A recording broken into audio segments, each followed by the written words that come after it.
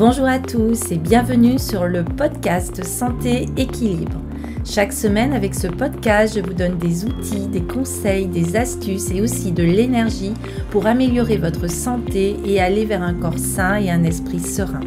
Je suis Martine Bosque, ostéopathe, praticienne de médecine chinoise, auteure et coach santé bien-être. Vous pouvez me retrouver sur mon site internet www.equilibrenco.com. Alors mettez-vous à votre aise, installez-vous confortablement et c'est parti pour l'épisode du jour.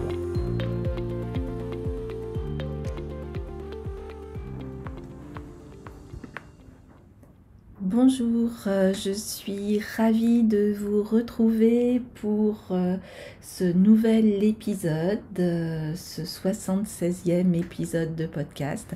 J'avais arrêté un petit peu les publications parce que j'étais occupée à autre chose.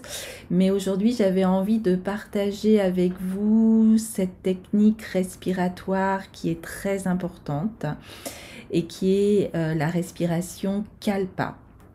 Alors c'est un outil quantique qui reprogramme littéralement le champ énergétique et chaque respiration devient une communication avec l'ADN mais aussi avec les cellules et chaque partie de l'être. Donc on a l'énergie ou le chi qui va apporter une intelligence propre, une sagesse, et qui va mettre en relation la respiration consciente, mais aussi le champ énergétique et les intentions. Alors cette respiration Kalpa va permettre de créer un vortex d'énergie et de réorganiser la matière autour de nous. C'est comme une vague dans l'océan du champ quantique. L'inspiration va attirer des possibilités infinies dans votre champ énergétique et à l'expiration, nous allons libérer de vieux schémas, de vieilles croyances, de vieilles réalités qui ne servent plus à rien. Donc notre corps est un instrument de transformation quantique. Alors pour aller un petit peu plus loin dans cette respiration Kalpa, quand nous allons pratiquer cette respiration, vous allez activer tout d'abord des processus biologiques qui reconfigurent le système nerveux. Le corps va alors produire de nouvelles protéines, de nouveaux neurotransmetteurs, une nouvelle chimie cérébrale et tout cela simplement avec la respiration et la notion de conscience et de présence. Il va y avoir aussi un champ cohérent qui va se créer entre le cœur et le cerveau et cela va créer une manifestation accélérée. C'est-à-dire qu'il va y avoir un changement au niveau de la matrice de la réalité avec des changements en nous-mêmes, bien sûr, mais aussi dans le champ qui nous entoure. Nous allons ainsi émettre une fréquence différente et l'univers va répondre à cette fréquence.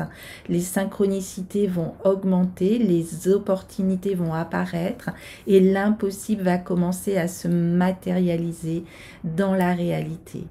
On va alors commencer avec cette respiration Kalpa à produire des ondes θ à haute amplitude. Ce sont vraiment des ondes d'état profond de méditation et cela simplement en quelques minutes de respiration. Pendant cette pratique de respiration Kalpa aussi, le cortex préfrontal, la partie de la pensée élevée de la manifestation consciente va devenir très actif. Et en même temps, l'amygdale, qui est le centre de la peur et du stress, va réduire son activité. On désactive ainsi le processus de la peur et on va activer le programme de la création consciente. Il va y avoir aussi une synchronisation entre l'hémisphère droit et l'hémisphère gauche du cerveau qui va créer la zone de manifestation accélérée et un état où les intentions vont avoir le pouvoir maximum de matérialisation. Avec cette respiration, on va aussi activer le nerf vague qui est le plus grand nerf du système nerveux parasympathique qui va aller vers un état de cohérence totale du corps. La fréquence cardiaque va ainsi s'harmoniser, la pression artérielle va s'équilibrer, ainsi que la variabilité cardiaque qui va augmenter. Donc, on va avoir une activation de la longévité, de la régénération cellulaire. Les télémères de l'ADN vont aussi se renforcer, comme dans une reprogrammation génétique. Et donc, on va avoir une augmentation de l'influence de la réalité qui nous entoure, avec une activation des gènes dormants qui est liée à la guérison, à la régénération et à la manifestation consciente qui va aller vers l'évolution de l'être. Alors, comment on peut se préparer à cette respiration Kalpa? Tout d'abord, créer un espace et un environnement sacré pour la pratique, c'est-à-dire que l'endroit doit être calme pour pouvoir reprogrammer son champ énergétique. Souvent, on va pratiquer cette respiration soit au lever, soit au coucher du soleil, car c'est à ce moment-là que le champ magnétique de la Terre est en harmonie avec notre champ individuel. La posture doit être confortable avec une colonne qui est positionnée droite, donc soit en position assise en tailleur, soit en position assise sur une chaise avec les pieds bien sur le sol. Il ne faut pas avoir d'attente, se libérer du passé et ne pas penser au futur. Il faut vraiment être présent dans le moment présent et la température doit être autour de nous de 20 à 24 degrés. Les vêtements doivent être confortables, en coton ou en tissu naturel bio. Bien sûr, il ne faut pas trop manger avant, donc soit on va être à jeun, soit on va être éloigné du repas. L'intention doit être claire en déclarant que nous sommes déjà ce que l'on veut.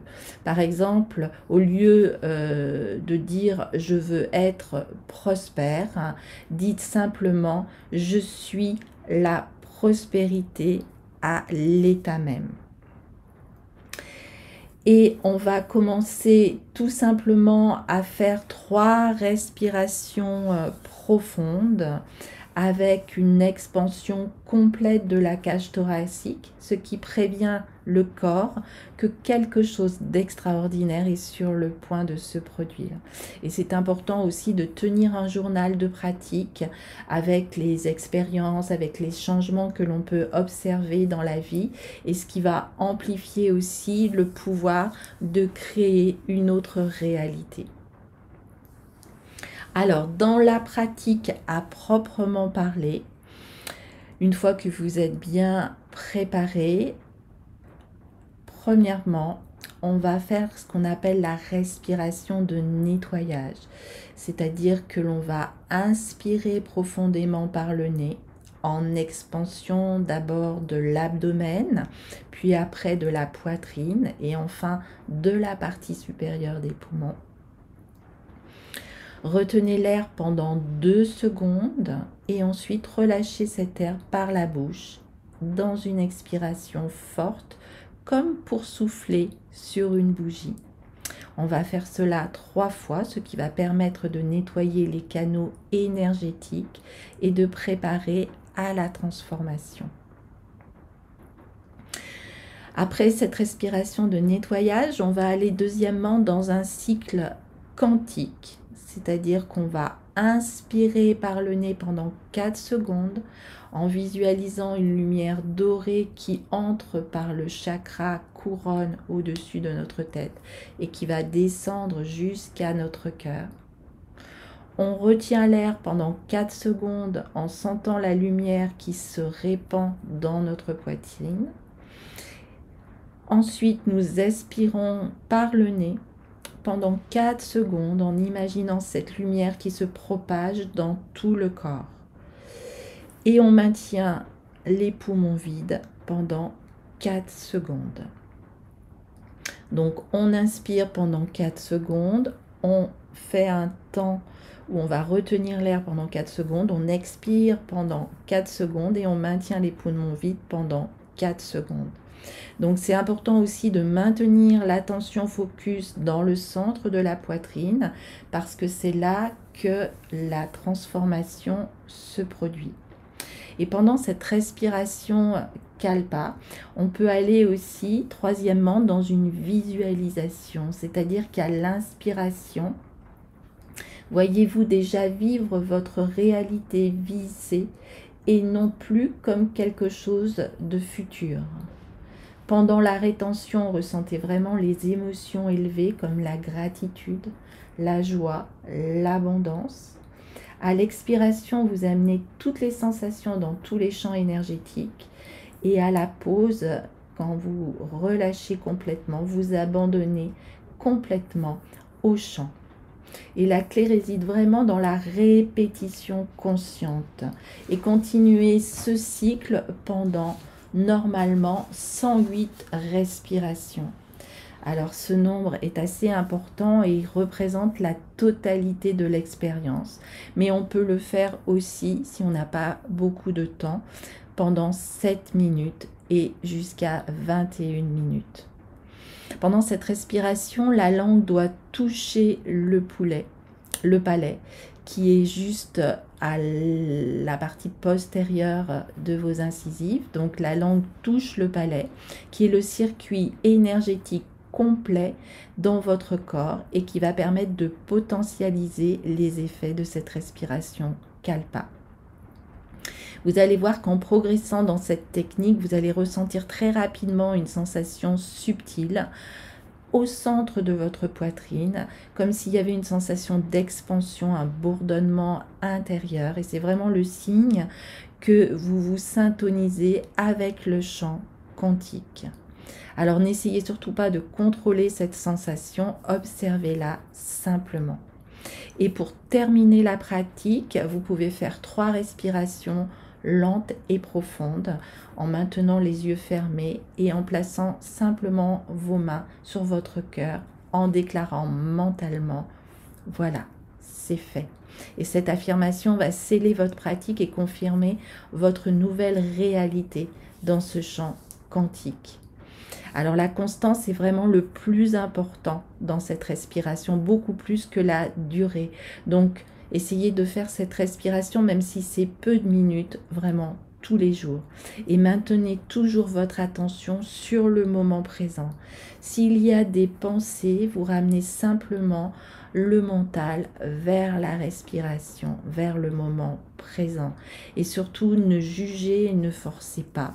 Observez simplement et retournez à ce rythme Kalpa. Je vous souhaite vraiment une très belle pratique et vous allez pouvoir profiter des bienfaits de cette respiration Kalpa. D'abord une amélioration du sommeil réparateur avec l'équilibre du cortisol et de la mélatonine qui va réguler le système circadien. Aussi une augmentation de votre système immunitaire avec les cellules NK qui vont augmenter l'immunité. Vous allez diminuer votre anxiété, votre stress avec une stabilité émotionnelle approfondie.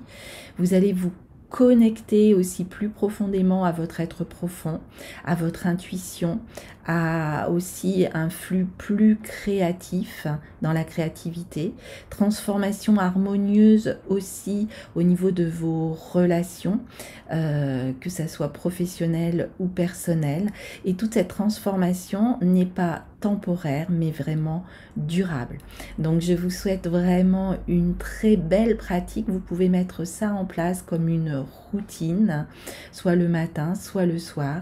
Maintenir vraiment la régularité. Vous allez voir l'intégration avec des objectifs qui vont se mettre en place et la visualisation tout le temps en ayant atteint ces objectifs. Voilà, belle pratique à vous, je vous souhaite le meilleur et je vous dis à très très bientôt pour une nouvelle pratique, un nouveau podcast. Si ce podcast vous a intéressé, évidemment, vous pouvez le liker et vous pouvez aussi le partager à des personnes qui pourraient être intéressées. Merci à vous, portez-vous bien, à très bientôt.